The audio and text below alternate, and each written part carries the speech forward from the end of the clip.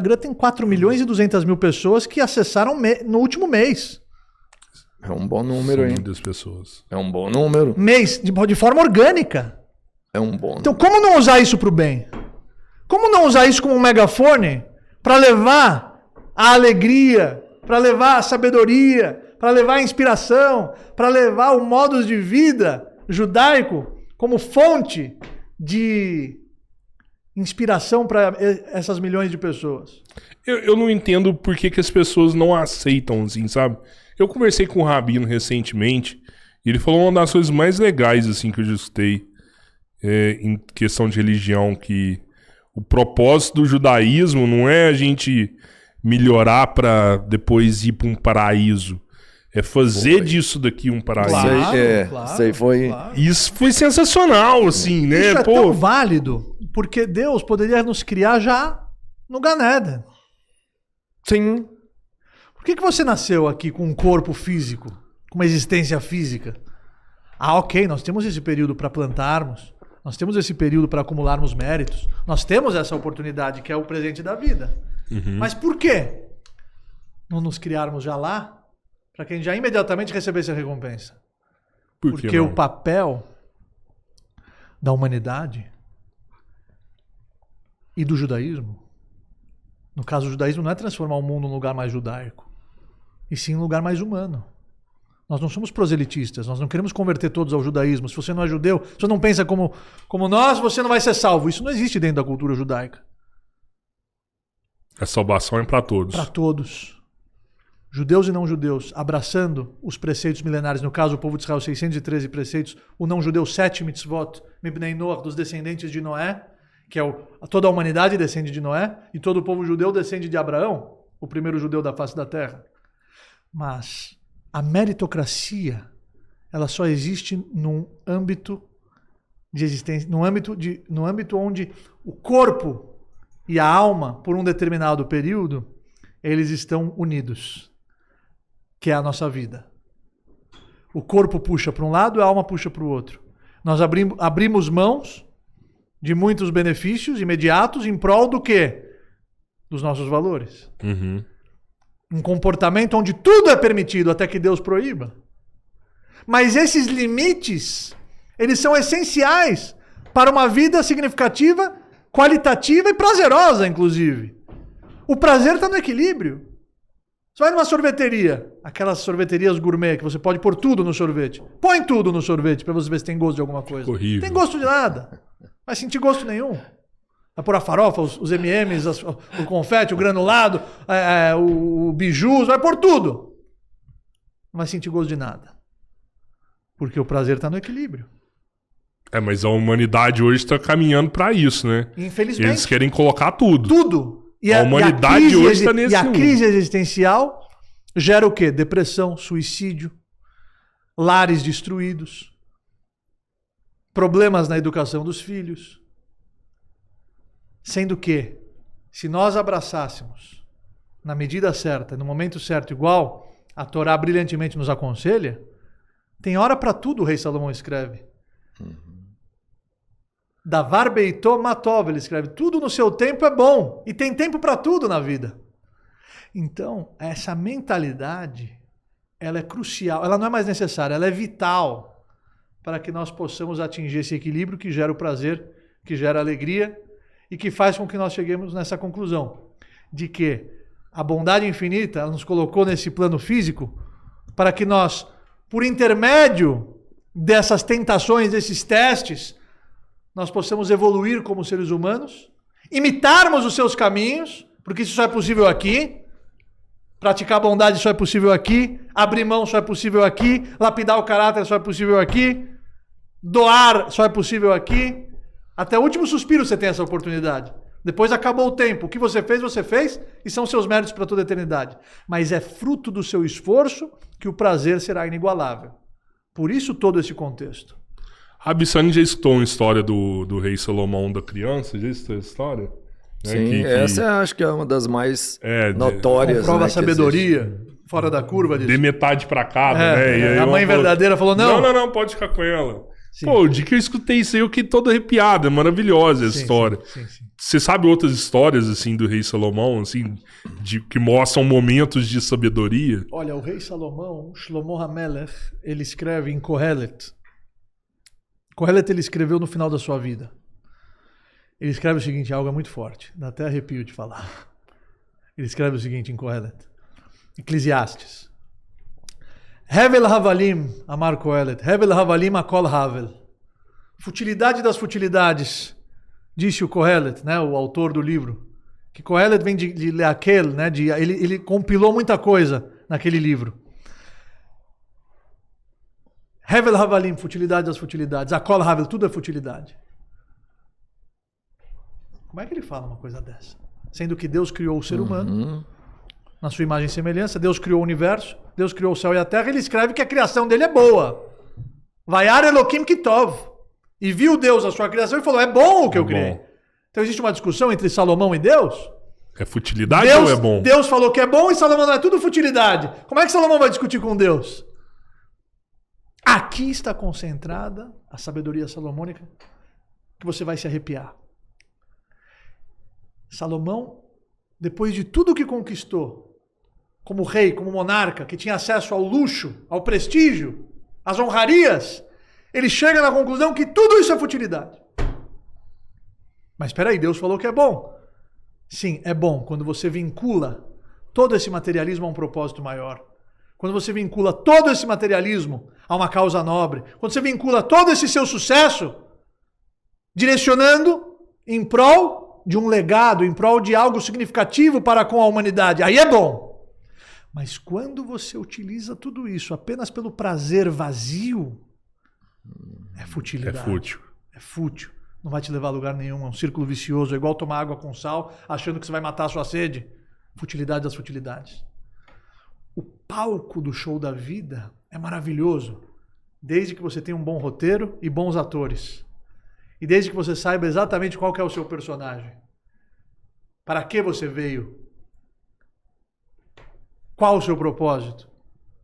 Isso só é possível se conectando com esse âmbito espiritual, conhecendo cada vez mais o seu Criador, se conectando com Ele de uma maneira inigualável, que só a Torá consegue proporcionar isso para o ser humano. Só a Torá consegue transformar a natureza humana. Existem muitos discursos bonitos. Existem muitos discursos maravilhosos. A Alemanha nazista, no seu início, mostrava fotos do Ymar Shemov Zichro, não quero nem falar o nome dele, Adolf Hitler, que assassinou 6 milhões de judeus simplesmente pelo fato deles serem judeus. Mulheres, crianças, idosos, colocaram eles nas câmaras de gás, eliminaram as provas. Meus avós são sobreviventes de todos esses horrores. E não só os judeus, homossexuais, negros, ciganos.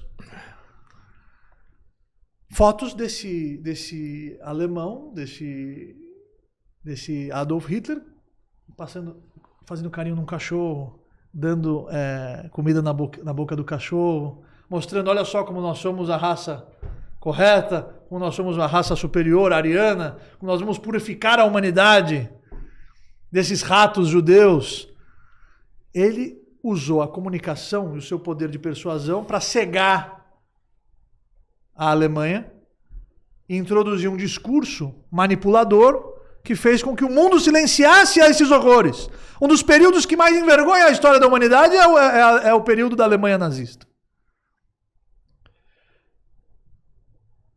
Mas quem vê a foto, olha só como eles são corretos, estão fazendo carinho nos cachorros, estão dando comida para os animais, são organizados, são pontuais, são sistemáticos. O futuro do nosso país depende deles, dessa reestruturação, dessa reorganização da nossa nação. Discursos bonitos nós vamos escutar, mas o mundo não muda com as nossas falas. O mundo muda com as nossas atitudes, com os nossos resultados, com as nossas ações, com o nosso comportamento, com o nosso exemplo. Com o nosso exemplo. Agora, a única força espiritual que existe na face da Terra, que transforma uma pessoa egoísta em generosa, que transforma um preguiçoso numa pessoa mais ágil, que transforma uma pessoa nervosa, explosiva, numa pessoa mais tranquila, é a Torá. Só a força espiritual tem a capacidade de transformar a natureza humana. A Torá tem resposta para tudo. Foi isso que me trouxe para o rabinato. Tem uma frase na Ética dos Pais, a forba de kulaba. Revira ela de cabeça para baixo, que você vai encontrar todas as respostas do mundo nela. E tem todas as respostas. Eu encontrei todas as respostas para todas as minhas dúvidas. E foi uma paixão que fez com que eu me comprometesse com a vida no sentido de compartilhar essa doçura que me encantou com outros jovens no futuro. Lá tem as respostas do o porquê aconteceu o Holocausto. Claro. O porquê seus avós sofreram. Claro. Tem resposta? Claro que sim. Nós não acabamos de falar que todas essas maldições que nós lemos na porção semanal de Kitavô, qual foi a mensagem inicial que eu trouxe aqui para o nosso podcast?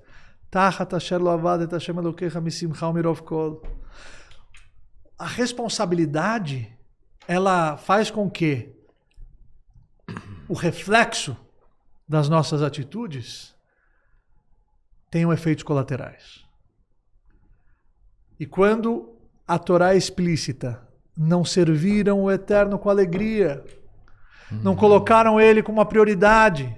No caso da destruição do templo, do segundo templo, a culpa é nossa. Sinat Hinam, no segundo templo ele foi destruído pelo quê? Pelo ódio gratuito.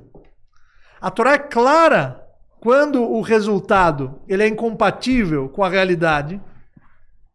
Os sinais começam a aparecer com o objetivo de fazer com que a reflexão, a interiorização, o retorno, o arrependimento faça com que o mundo regresse para aquele status espiritual mais elevado. Nós não alegramos o nosso Pai, por isso que aquilo aconteceu. Nós somos responsáveis. Nós somos responsáveis. Não é à toa que quando a Torá ela escreve Kol dor shelo nivna beyamav keilu nechrav beyamav, toda geração que o templo não foi reconstruído, é como se ele tivesse sido destruído naquela geração, porque ainda nós não retificamos o erro que fez com que ele fosse destruído. No caso, o ódio gratuito. O ego hoje é o principal inimigo da humanidade. Vocês já pararam para pensar nisso? O ego não é o responsável por todos os conflitos, por todos os problemas, por todos os atritos. Se nós diminuíssemos um pouquinho o nosso ego, tudo ia encaixar como Lego. Eu costumo falar. Se nós aprendermos a diminuir o nosso ego, tudo se encaixará como Lego.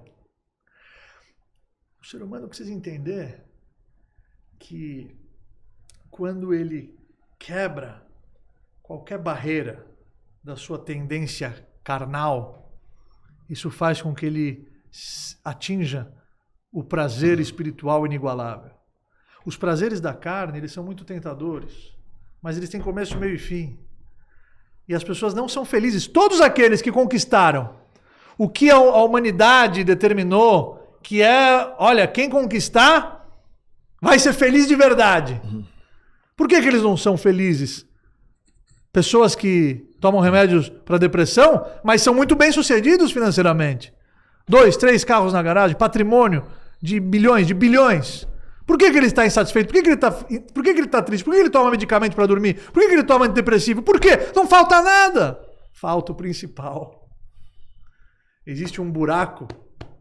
Vou contar uma história que o meu mestre me contou. Meu mestre em Israel, que Deus incumpride os seus anos de vida, ele me contou o seguinte, que um dos grandes líderes espirituais, o irmão dele saiu do caminho.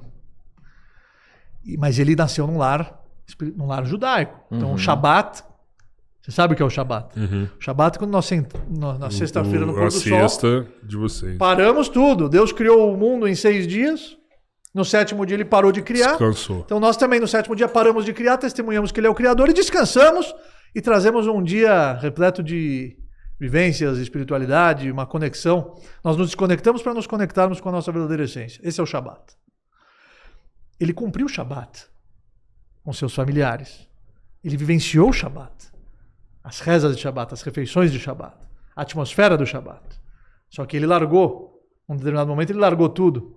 Chutou o balde. Ele deu um depoimento para a imprensa israelense. E ele disse, olha, com todos os prazeres mundanos, que eu acho que eu já experimentei de tudo, como eu já cumpri um Shabat, nenhum deles se compara ao prazer que eu